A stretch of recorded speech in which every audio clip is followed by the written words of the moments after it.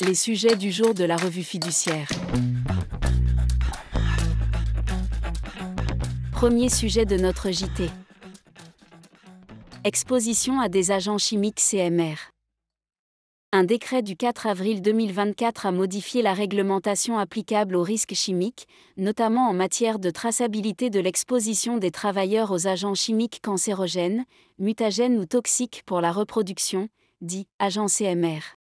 Il impose aux employeurs d'établir une liste actualisée des travailleurs susceptibles d'être exposés à ces agents, en tenant compte de l'évaluation des risques transcrite dans leur document unique d'évaluation des risques professionnels. Cette liste doit être établie d'ici le 5 juillet 2024. Elle doit indiquer, pour chaque travailleur, les substances CMR auxquelles il est susceptible d'être exposé et les informations connues sur la nature, la durée et le degré de son exposition.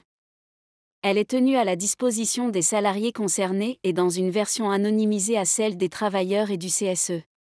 Par ailleurs, elle est notamment communiquée aux services de prévention et de santé au travail.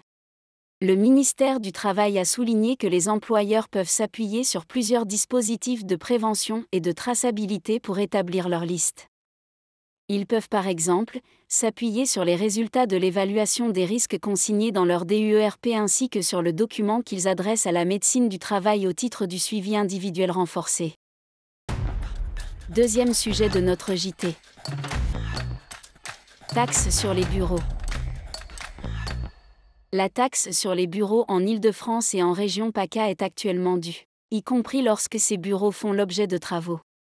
Une proposition de loi, adoptée en première lecture par le Sénat le 22 mai dernier, introduit un cas d'exonération de cette taxe pour les locaux vacants au 1er janvier de l'année d'imposition, faisant l'objet d'un engagement de transformation en logement dans un délai de 4 ans. Une déclaration préalable doit avoir été déposée ou un permis de construire doit avoir été délivré au cours de l'année précédant la déclaration de la taxe. Le gouvernement ayant engagé la procédure accélérée sur ce texte, cette mesure devait être adoptée définitivement avant l'été. Mais compte tenu de la récente annonce par le président de la République de la dissolution de l'Assemblée nationale, ce texte ne devrait pouvoir être à nouveau examiné qu'une fois en place un nouveau gouvernement et une nouvelle Assemblée nationale. Troisième sujet de notre JT. Le moral des entrepreneurs revient au beau fixe.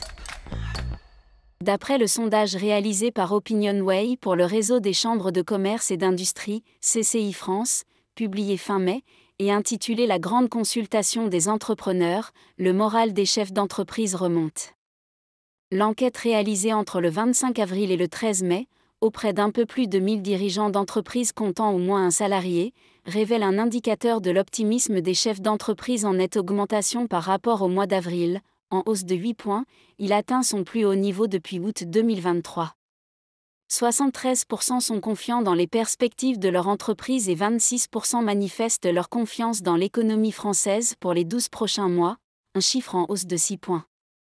Le rapport des dirigeants au numérique s'avère quant à lui ambivalent, commente CCI France.